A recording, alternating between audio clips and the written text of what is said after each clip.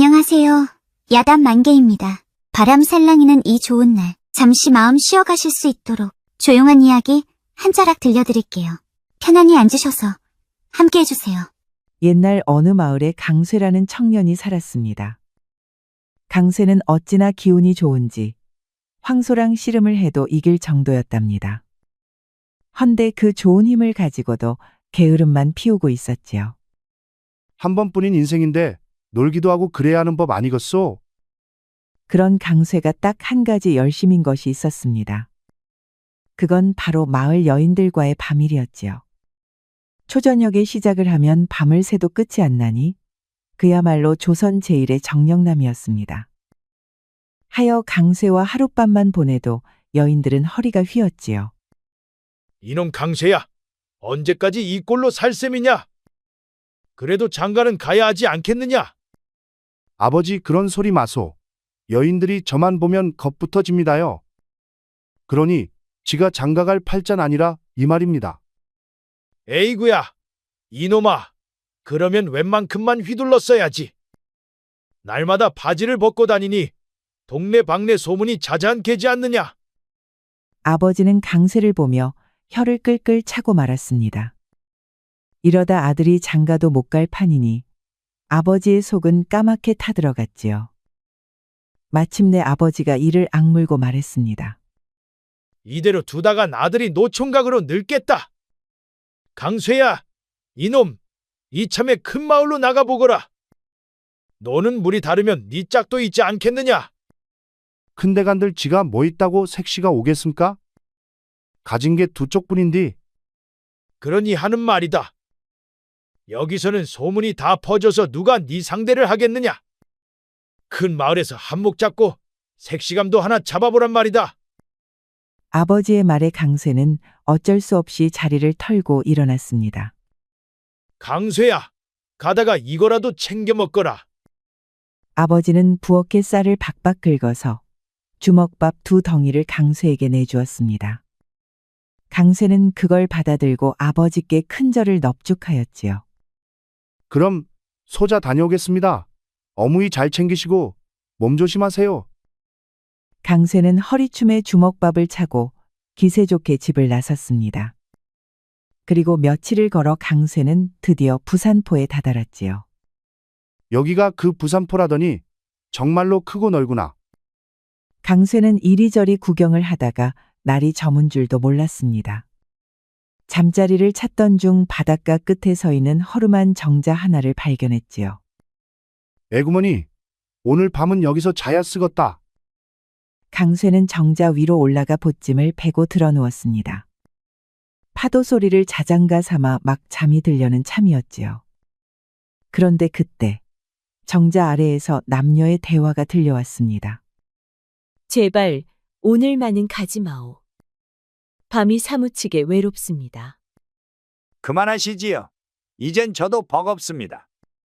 내가 얼마나 애가 타고 몸이 허전한 줄 아시오. 나 참을 만큼 참았소. 아주 예쁜 여인이 선장으로 보이는 사내에게 매달리고 있었습니다. 그런데도 선장은 손사래를 쳤지요. 부인은 밤일을 시작하면 끝이 나질 않소. 밤새도록 날 쥐고 안 놔주니 나도 이젠 못 베기겠소이다.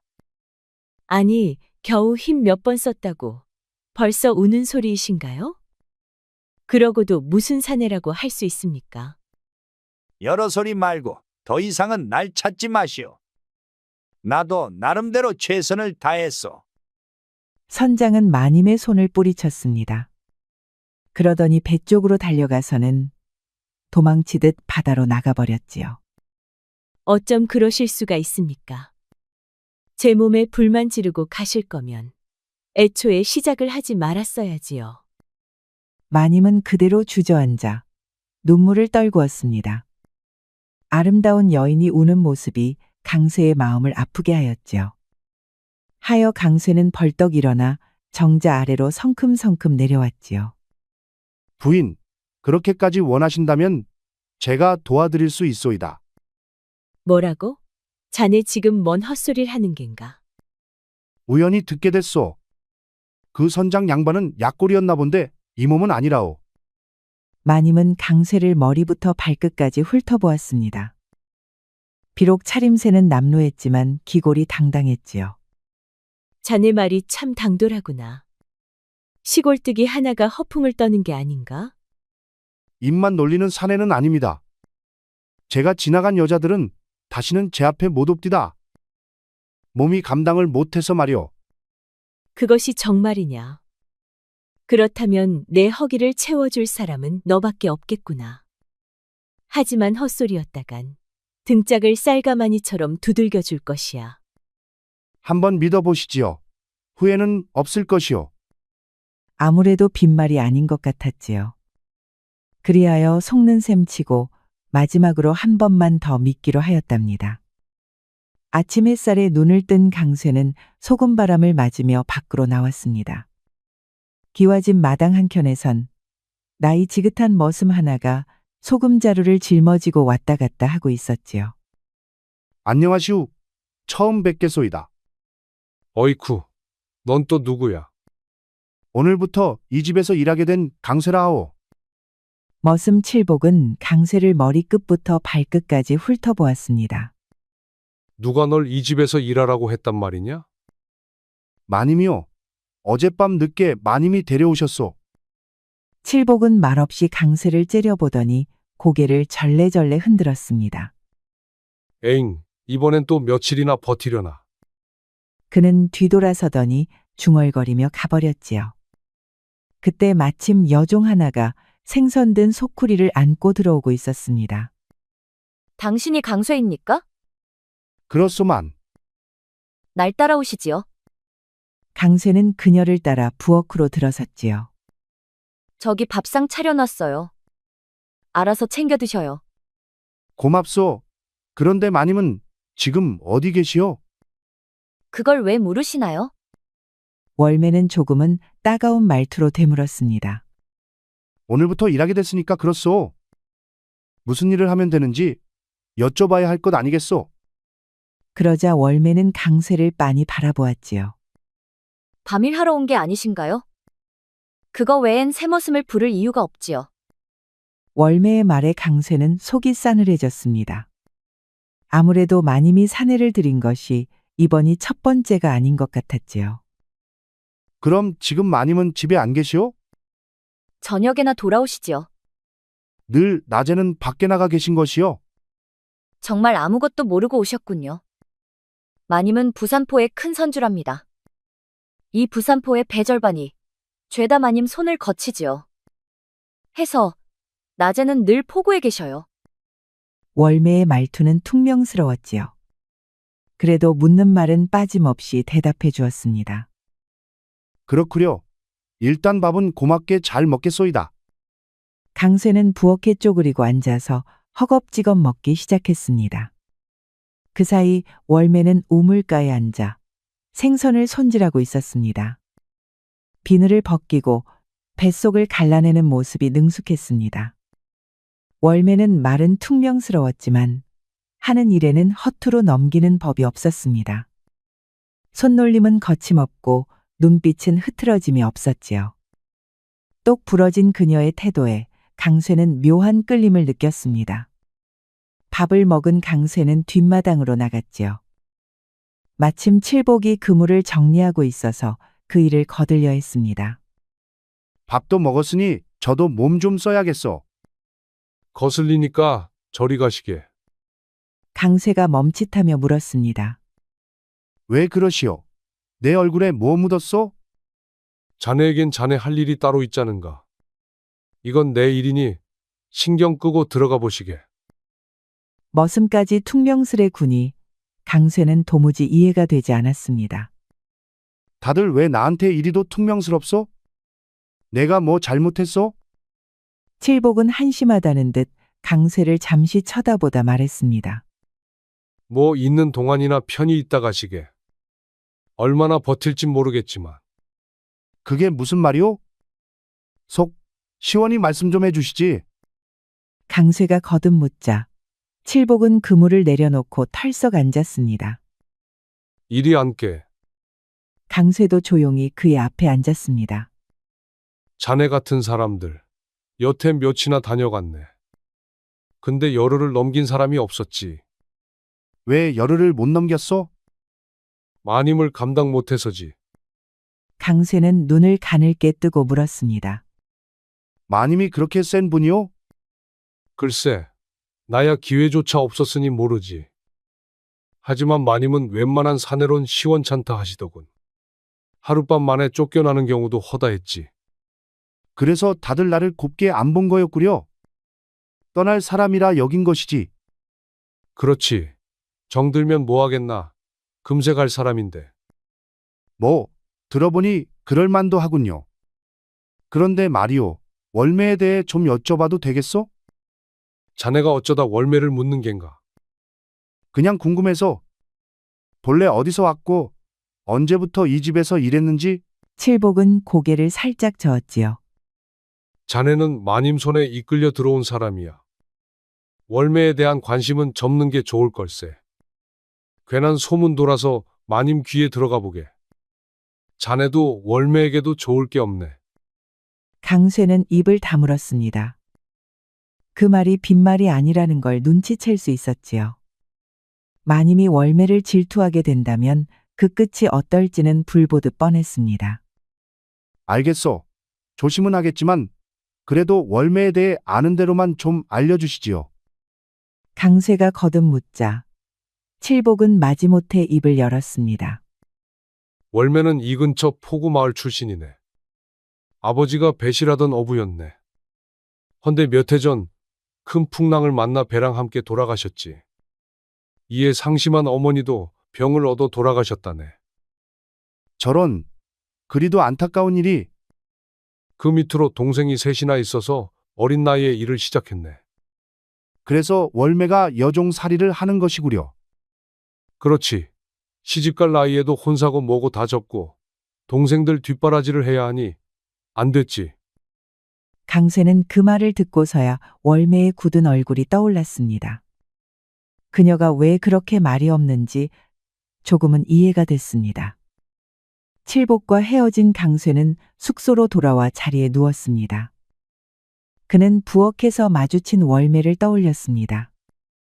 가늘게 늘어진 눈매, 단정한 콧날, 반짝이는 눈동자. 이상하게도 그녀 생각만 하면 마음이 두근거렸습니다. 그렇게 월매를 생각하다 깜빡잠이 들었는데 어느 순간 바깥에서 월매 목소리가 들려왔습니다. 마님께서 찾으십니다. 강쇠가 눈을 뜨니 벌써 밖은 어둑해져 있었습니다. 아이고, 잠이 들었구려. 지금이 몇 시쯤 되었어? 술시입니다. 어서 씻고 안방으로 가보시지요. 월매는 돌아가고 강쇠는 우물가로 가서 물을 떠 깨끗이 씻었습니다. 그리고 마님의 안방으로 향했습니다. 찾으셨습니까? 그래. 들어오너라. 강쇠는 안방문을 열고 들어갔습니다. 방 안에는 바다에서 들여온 듯한 장식과 감나가는 비단이 어지럽게 놓여 있었습니다. 그 한가운데 마님은 다소곳이 앉아 강쇠를 바라보고 있었지요. 어서 와라. 이리 가까이 앉거라. 강쇠는 조심스레 다가가 마님 옆에 앉았습니다. 방은 괜찮더냐? 푹신한 요가 깔려 있어 아주 편히 쉬었습니다. 좋다. 오늘 밤 정자에서 큰 소리친 실력 보여줘야 할 게다. 맡겨두시지요. 후회는 없을 것이오. 안방에 불이 꺼지자 월매는 조용히 자기 처소로 들어갔습니다. 월매는 조용히 바늘과 천을 꺼내 자수를 놓기 시작했습니다. 배고픈 동생들 밥값을 벌기 위해 그녀는 밤마다 일을 했습니다. 손재주가 좋아 맡긴 자수는 평이 좋았지요. 그런데 새벽녘 갑자기 코피가 쏟아졌습니다. 그 바람에 피가 번져 밤새워 놓은 수는 못 쓰게 되었지요. 아이고, 이걸 어째. 내일까지 줘야 하는 건데. 월매는 코를 막고 다시 술을 놓기 시작했습니다. 한참 지나 새벽 달기 울자 바늘을 내려놓고 자리에서 일어났습니다. 부엌으로 간 월매는 쌀을 씻고 솥에 올렸습니다. 아궁이에 불을 지피자 금세 밥 냄새가 피어올랐습니다. 불을 살짝 줄이고 그녀는 다시 밖으로 나왔습니다. 우물가에서 물을 퍼올리려던 찰나 뒤에서 강세히 다가왔습니다. 그 두레박, 내 드릴이다. 그는 두레박을 받아들더니 힘차게 물을 퍼올렸습니다. 이 항아리에 채우면 되겠소? 월매는 말없이 고개만 끄덕이고 부엌으로 돌아갔습니다. 월매는 찬을 만들고 국을 끓였습니다. 그러다 칠복에 밥상을 들던 중 순간 어지러워 밥상을 떨어뜨렸습니다. 그릇이 깨지며 소리가 났고 강세히 부엌으로 달려왔습니다. 괜찮으시오? 그는 월매를 부축했습니다. 괜찮아요. 잠깐 어지러웠을 뿐이에요. 아닌 것 같소. 얼굴이 창백하고 눈빛도 흐릿하오. 여기 앉아 잠깐 쉬시오. 강세은 짚을 깔고 월매를 앉혔습니다. 그리고 흩어진 그릇과 찬을 치우기 시작했습니다. 그냥 두세요. 괜찮아지면 제가 하겠어요. 하지만 강세은 묵묵히 바닥을 치우고 남은 상도 챙겼습니다. 마님의 밥상까지 직접 들여다 놓았지요. 월매는 일어나려 했으나 며칠째 제대로 쉬지 못한 몸은 버텨내지 못했습니다. 그렇게 강세는 마님의 아침상을 모두 준비했답니다. 강세은 안방에서 밥상을 가져와 설거지까지 마쳤습니다. 아침 일과는 큰 탈 없이 끝났습니다. 그때까지도 월매는 머리가 아프고 어지러워 일어나지 못하고 있었습니다. 일을 마친 강세는 월매를 조심히 안아들었습니다. 강세은 월매를 방에 눕히고 이불을 덮어주었습니다. 여기 누워서 좀 쉬시오. 방 안에는 자수틀과 실뭉치가 놓여 있었습니다.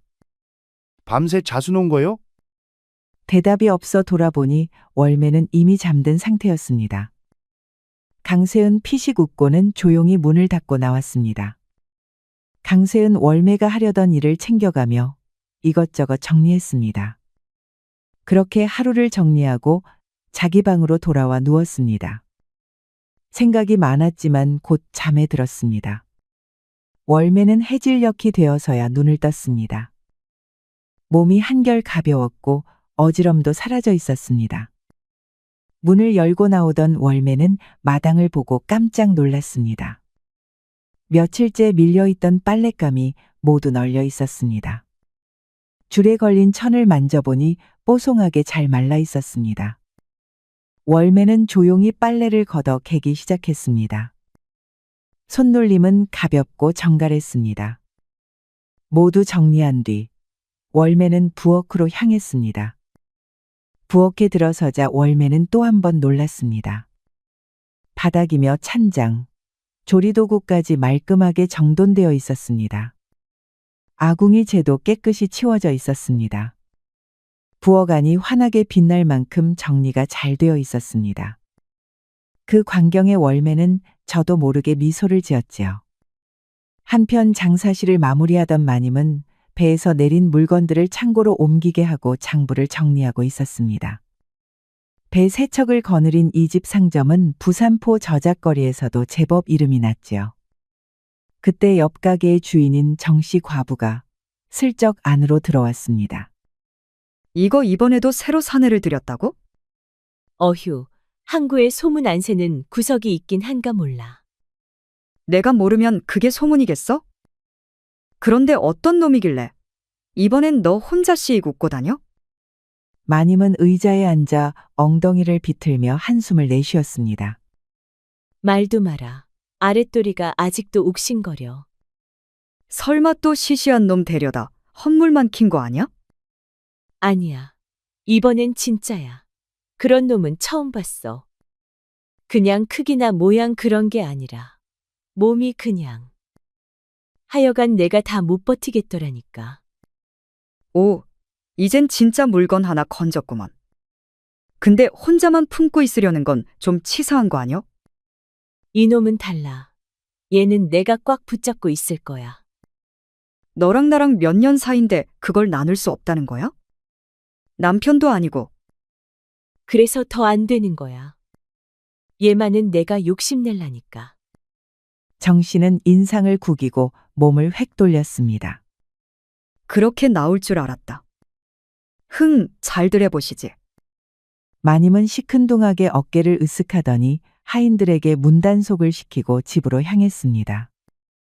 마님은 집에 돌아와 옷을 갈아입고 자리에 누웠습니다. 밤이 조용해지자 어젯밤 일이 자꾸 떠올랐습니다. 그런 느낌 처음이었지. 허풍만 치던 게 아니라 진짜 저런 놈도 있는 거였구나.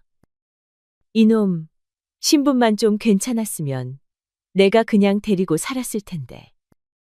아직 다리와 허리가 뻐근했지만 마님의 얼굴엔 엷은 미소가 번졌습니다.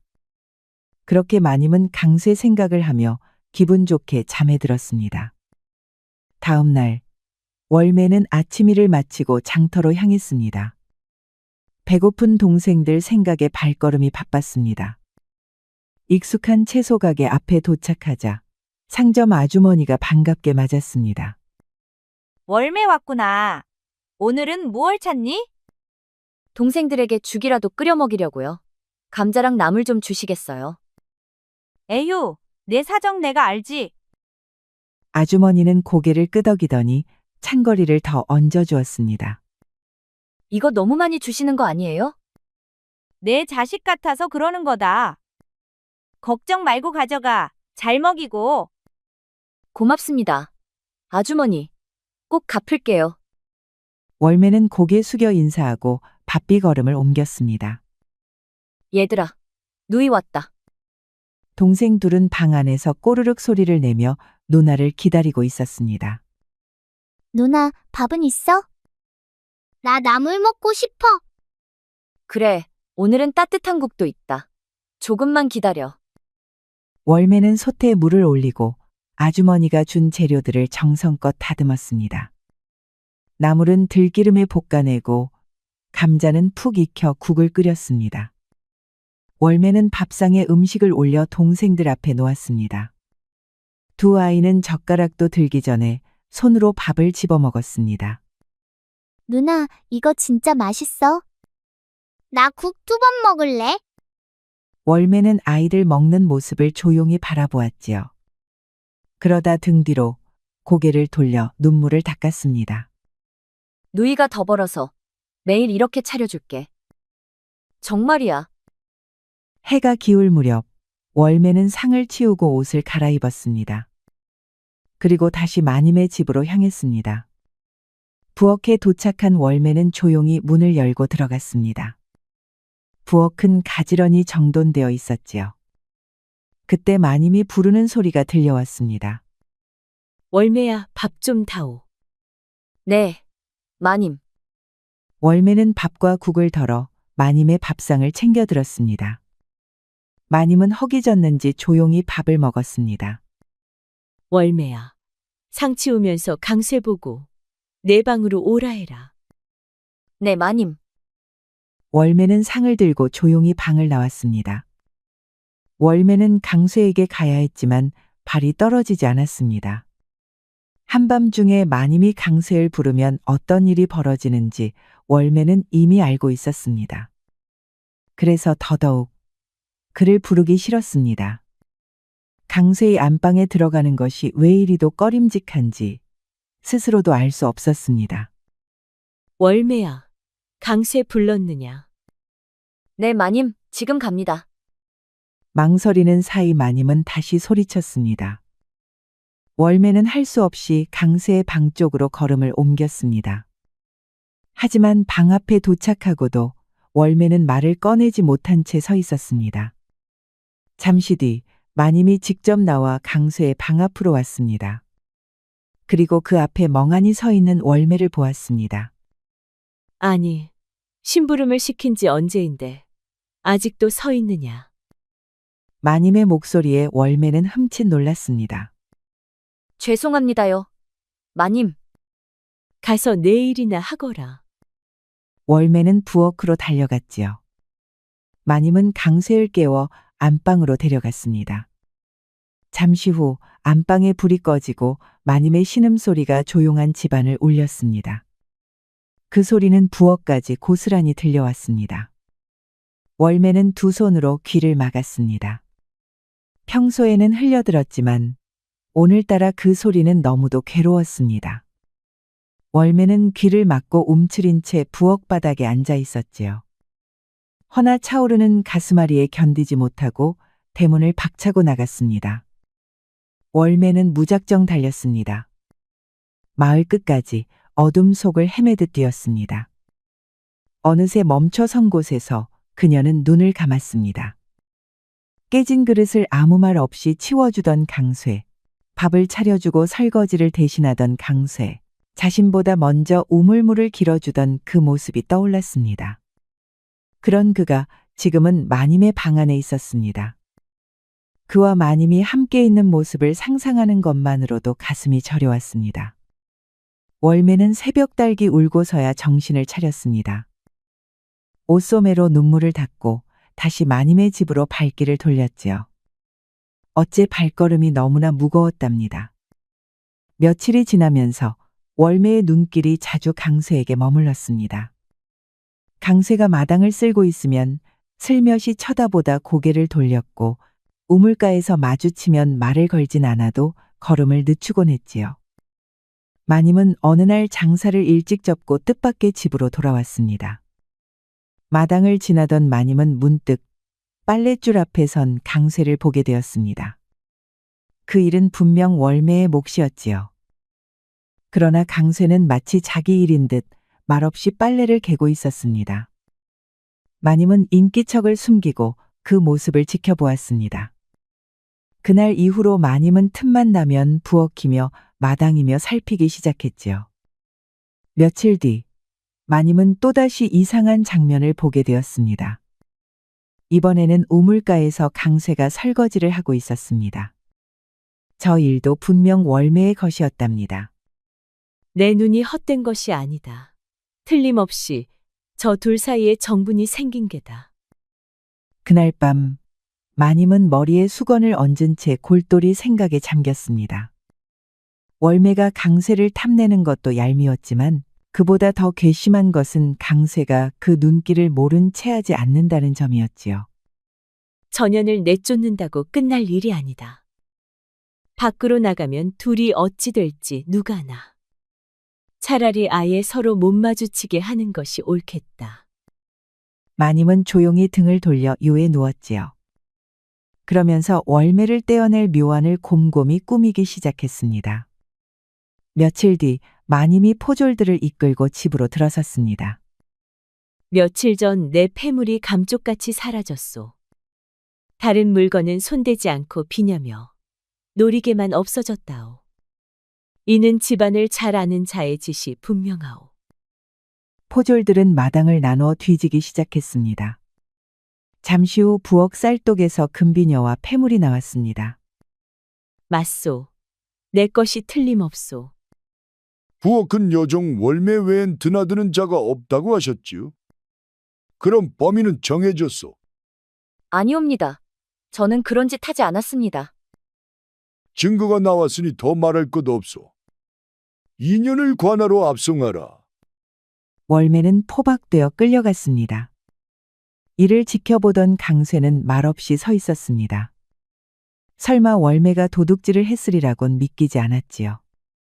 그런데 마님 얼굴에 스치듯 미소가 번졌답니다. 이를 지켜본 강쇠의 가슴에 묘한 의심을 남겼습니다. 월매는 그럴 사람이 아니오. 그런데 마님은 왜 웃고 있었을까? 강쇠는 문득 월매가 남기던 말을 떠올렸습니다. 배고픈 동생들이 지금 어찌 지내고 있을까 궁금해졌지요. 강쇠는 물어물어 월매의 집을 찾아갔습니다. 문을 열자 어린 동생 둘이 방 한켠에서 쪼그리고 앉아 있었습니다. 방 안엔 연기 한 줄 없었고 솥은 비어 있었습니다. 나는 니네 누이의 친구 강세라 한다. 누이가 잠시 바쁜 일이 생겨 대신 왔다. 누나, 언제 와요? 배고파요. 어제부터 아무것도 못 먹었어요. 아이들 얼굴엔 핏기가 없었습니다. 그 광경에 강쇠의 가슴이 저려왔지요. 그 길로 장에 나가 먹을거리를 사와서는 아이들에게 죽을 끓여 먹였습니다. 정신없이 숟가락을 놀리는 아이들을 보고 강세는 처음으로 월매의 짐을 실감했습니다. 그녀가 감당해온 삶의 무게를 이제야 똑바로 알게 되었습니다. 역경에도 부러지지 않았던 그녀의 진면목을 본 것이지요. 그날 이후 강쇠의 마음은 점점 깊어져만 갔습니다. 강쇠는 밤새 뒤척였습니다. 관아에 갇힌 월매의 얼굴이 눈앞에서 떠나질 않았지요. 이튿날 마님이 장터에 나간 틈을 타 강쇠는 몰래 안방에 들었습니다. 화려한 함 속에는 갖가지 금폐물이 들어 있었지요. 강쇠는 조용히 그중 일부를 품에 넣고 나머지는 부엌의 쌀독 깊숙이 묻었습니다. 그리고 곧장 관아로 달려갔지요. 잠시 뒤 포졸들이 마님의 집으로 들이닥쳤습니다. 또 도둑이 들었단 말이오. 그렇소. 이번엔 금폐물에 비단 옷까지 모조리 사라졌소이다. 혹 내부에서 수색해도 되겠소? 반드시 살펴보시지요. 제가 보기엔 안에서 손을 탄 듯 하외다. 포졸들이 각 방을 수색하던 중 외마디 소리가 터졌습니다. 찾았소이다. 쌀독에서 금비녀며 폐물이 나왔소. 마님과 포졸들은 허둥지둥 부엌으로 달려왔습니다. 저것들은 틀림없이 내 것이오. 헌데 이건 이상하군. 감옥에 갇힌 월매가 또 훔칠 수는 없잖소. 그러니 월매는 처음부터 죄가 없었던 게 아니겠소. 그러하오. 이건 누가 일부러 뒤집어 씌운 짓이오. 여봐라, 당장 월매를 방면하라. 이 여인은 무죄요. 잠시 후 관아 앞 문이 열리자 월매가 수척한 얼굴로 걸어 나왔습니다. 강쇠는 한 걸음에 달려가 그녀를 끌어안았습니다. 얼마나 마음고생이 심하셨소. 대체 어찌된 일입니까? 풀려나다니 정말 꿈만 같아요. 길게 설명할 순 없소. 당분간 집으로 돌아가 계시오. 곧 다시 찾아가겠소. 강쇠는 월매를 집에 데려다 주었지요. 그리고는 곧바로 마님께로 향했지요. 마님, 드릴 말씀이 있소. 그래, 무슨 일이냐. 얼굴이 심상찮구나. 이곳에 더는 머물 수 없을 듯 싶습니다. 무슨 소리냐. 누가 널 쫓기라도 한 것이냐. 강쇠는 잠시 말을 아끼다가 고개를 들었습니다. 사실 저는 전라도에 있을 적 형편이 너무 어려워 큰돈을 꾸었습니다. 그 빚이 이자에 이자를 물어 지금은 1000냥이 넘었소. 그 빚을 갚지 않으면 얘 식구들까지 들쑤셔 놓겠다고 협박을 해왔지요. 그래서 떠나려 합니다. 중국으로 가는 배가 다음 주 초에 뜬다 하여 그 배에 몸을 싣고 돈을 벌려 합니다. 마님은 한동안 말을 잇지 못하고 앉아있더니 이내 상기된 얼굴로 말했습니다. 너는 나를 무얼로 보는 것이냐. 무엇이라니요? 이 집에 배가 몇 척인 줄은 알지? 알고 있소. 하지만 그중 하나 팔면 되는 일이다. 1000냥, 아니 2000냥이라도 내가 낼 수 있다. 그럴 수는 없습니다. 마님께 더는 폐를 끼칠 수 없소. 패라니, 나는 너를 그냥 데리고 논 게 아니야. 너를 품었고 마음도 줬다. 그러니 이 일이 끝나면 돌아와라. 내가 기다릴 것이니. 강쇠는 한참 마님의 눈을 마주보다가 고개를 숙였습니다. 마님 뜻은 고맙소. 하지만 이건 제 몫의 짐이요. 이번 길은 혼자 다녀와야겠습니다. 그래. 그렇다면 이 돈은 받아라. 그녀는 장롱 안에서 돈꾸러미 하나를 꺼내 건넸습니다. 받거라. 은전 200냥이니라. 네가 돌아오지 못하면 내가 널 찾아갈 것이다. 강쇠는 묵묵히 그 돈을 받아들고 마님께 큰 절을 올렸습니다. 그리고 문 밖을 나섰지요. 그 뒷모습을 보며 마님은 조용히 읊조렸습니다. 이놈아, 네가 갚을 빚은 은전 몇 잎이 아니야. 내 마음이지. 강쇠는 200냥이 담긴 돈꾸러미를 든 채 월매의 집으로 달려갔습니다. 근처에 이르자 동구 밖에서 기다리던 월매가 그를 맞이했지요. 이만하면 새로 시작하는데 충분할 것이오. 우리 같이 내려갑시다. 제 동생들도 함께 가도 되겠습니까? 물론이지요. 앞으로는 제가 그 아이들 아비 노릇까지 하리다. 달구지 위엔 어린 동생들과 짐짝이 실려 있었고 강세는 그 옆에 서서 고삐를 잡고 걸었습니다. 잠시 멈추어 서던 강세가 월매에게 조심스레 말하였지요. 월매 당신을 진정 사랑하오. 내 아내가 되어주시겠소? 낮에도 밤에도 그댈 웃게 하리다. 하지만 마님은요? 다시 돌아가는 일은 없으시겠어요? 나으리 노릇도 사양이오. 이 손으로 새 삶을 일구렵니다. 그러자 옆에 앉아있던 어린 동생이 말했습니다. 오라버니, 우리 언니 힘들게 하지 마셔요. 언니는 자주 울었어요. 그래, 다시는 울게 하지 않겠다. 누이뿐 아니라 너희까지 내가 지키마. 월매는 조용히 고개를 끄덕였습니다. 그러자 강세의 얼굴에는 커다란 미소가 걸렸지요. 강세의 부친은 마당에까지 나와 맨발로 달려나왔습니다. 이놈아, 이게 얼마만이냐? 아버지, 이 아이가 제 짝이오. 그리고 이 아이들은 그 동생들이옵니다. 월매는 마당 한복판에 무릎 꿇고 큰 절을 올렸습니다. 처음 뵙겠습니다. 아버님. 허허, 인사성이 봤구나. 네가 우리 집 큰며느리라니 반갑구나. 반가워. 며칠 후 강세와 월매는 마을 사람들의 축복 속에 혼례를 올렸습니다. 풍악이 울리는 동안 월매는 연지 바른 볼을 숙인 채 강세 옆에 앉아 있었지요. 그렇게 두 사람은 비로소 부부가 되었답니다. 부인 한 가지만 약속해 주시오. 내 물건을 보아도 놀라 자빠지지 마오. 서방님이 그리 대단하단 말이오. 약속하리다. 마침내 옷자락이 벗겨지고 강세의 물건이 드러났습니다. 헌데 월매는 약속이 무색하게 뒷벽으로 물러나고 말았지요. 이게 어찌 사람 물건이란 말이오. 강세는 웃으며 다가갔습니다. 크면 클수록 좋은 법이지요. 걱정 마시고 내게 몸을 맡기시오. 이윽고 불이 꺼지고 산골짜기엔 밤새 아리따운 여인의 울음소리가 퍼져나갔습니다. 그렇게 두 사람의 진정한 신혼이 시작되었지요. 석 달 후 어느 날 낯선 사내가 마님댁 대문을 두드렸습니다. 마님, 강세 나으리가 마지막으로 남긴 말을 전하러 왔습니다. 마지막 말이라니. 그게 무슨 소리냐? 사내는 고개를 떨구고 천천히 입을 열었습니다. 강세 나으리는 닝부항으로 가는 배에 몸을 실었습니다. 헌데 바다 한가운데서 큰 풍랑을 만나 배가 부서지고 말았답니다. 그리하여 돈도 사람도 다 수장되었지요. 강세 나으리도 죽고 말았지요. 죽기 전 강세 나으리는 이런 말을 남겼습니다. 마님, 저 먼저 갑니다. 눈 감기 전까지 마님의 얼굴이 떠나질 않았습니다. 그 말을 들은 마님은 그 자리에 주저앉아 땅을 치며 울었습니다. 강세가 그리 말했단 말이냐. 강세야, 내 너를 얼마나 아꼈는데. 멀찍이 숨어 그 모습을 지켜보던 강세는 조용히 고개를 떨궜습니다. 잠시 그의 발걸음이 머뭇거렸으나 곧 월매와의 약조가 떠올랐지요.